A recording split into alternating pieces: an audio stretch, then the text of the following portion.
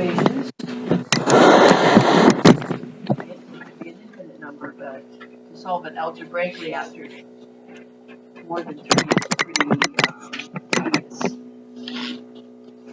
involved. So, what does it mean to solve them together? It means to find out what they have in common in terms of the solution. So, graphically, that would mean, do they have any intersection points, like intersecting lines, or a line with a parabola? Here's a line with a quartic, right? Here's 2 parallel lines. So, the number of solutions depends on what the equations are, what they represent graphically, and there can be anywhere from none to many, many solutions. If they turned out to be exactly the same line, for example, coinciding lines, right, one line on top of the other, then they have an infinite number of solutions. Every ordered pair is shared, right? So solution sets can go from nothing to infinite, and graphically, like I said, it means what they have in common as intersection points. Algebraically, it means what they have in common as solutions of ordered pairs or triples, whatever, that make all of the sentence in the list true. So, if I say, for example, 2 comma 5 is a solution to the system, that means when I plug 2 in for x and 5 in for y, it has to work in both sentences, right? So, to be a solution of the system means it satisfies both sentences, makes them both true when it's plugged in. Okay? So we're going to do 3 sections in this chapter. First section is using what's called the substitution method. There are a variety of methods, right? Just like when we solve quadratics, we have a variety of methods, right? We have factoring, we have complete the square, we have the quadratic formula, we have square rooting the sides. So the idea is, again, have a variety of tools in the toolbox so that we can choose the one that works the best, is the easiest, for example. Okay, so substitution method. This is where we pick one of the equations and solve for one of the variables. So I can choose either equation and I can choose either variable. And again, you want to, well, unless you enjoy getting tangled up in a knotted mess of algebra, you want to choose the thing that's easiest to solve for, right? So I would go definitely to equation 2. I can either solve for x or y here. It's easier, a little easier maybe to solve for x, but thinking ahead, that means I have to plug that in twice up here. Whereas if I solve this for y, I only have to substitute it in this one place, right? If I sub in for x, I have to square it, and then I create more algebra and work for myself. So I'm going to take equation 2, solve for y, right?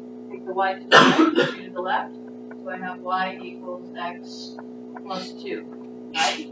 So this is an expression for y that can be substituted up into equation 1. Now the reason we would do that is because I can't solve either of these when they have 2 variables in them, right?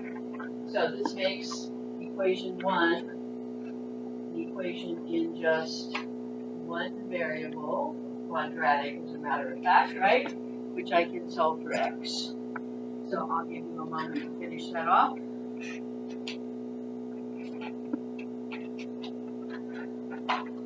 Solve for x, let's know what you get.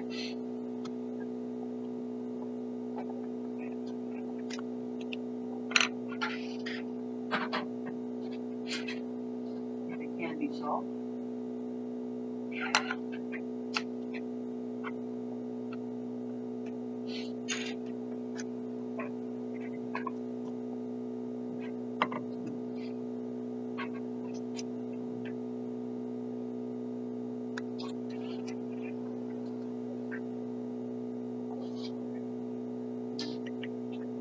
-2, okay?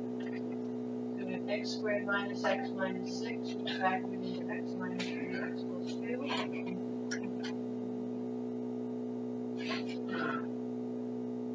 Okay, so those are solutions to this equation, but they're not solutions to the system, right? Solutions to the system are ordered pairs. So we're not finished until we find the corresponding y's that go with those x's. And this is an easy place to do that, right? Back into my substitution expression. So if x is 3, y is 5, x is -2, y is 0, right? So we would say 3 comma 5 and -2 comma 0 are solutions to the system.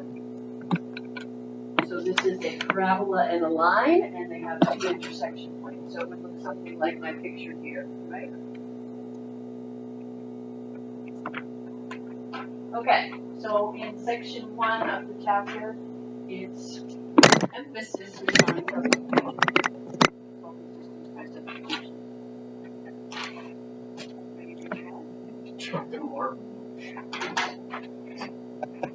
Okay. We're also going to look at the elimination method today, right? This is section 2.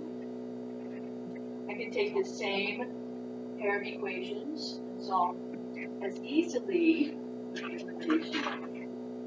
Now, you may recall that with the elimination method, the idea is you add the equations together and get the variable to drop out that way, right? So if I were to add these as they are right now, you see how my y will disappear?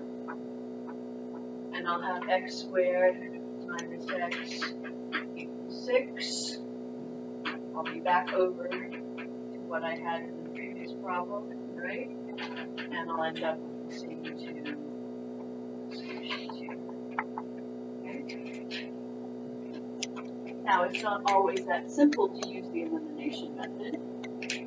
Sometimes I have to do a little bit of magic, right? That's okay. So I want to use the elimination method here, but if I add them together the way they are right now, there's no advantage to that, right? I just get a third equation that still has x and y. So the whole idea about adding is to eliminate one of the variables. So do we remember how we handle that? Yeah?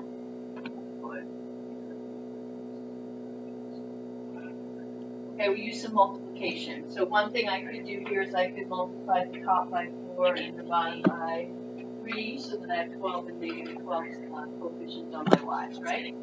I could also multiply the top by 2 and the bottom by -5, or -5 and +2, try to get the answers to drop out.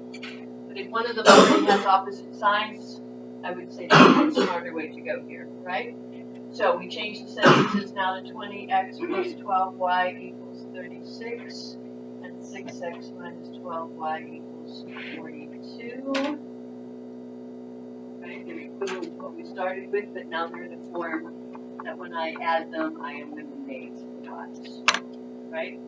So 26x equals 78, which makes x equal to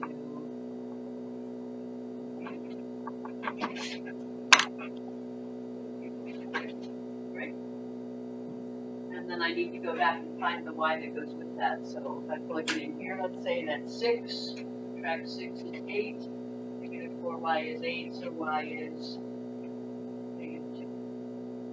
So this is a pair of intersecting lines. And that's their intersection.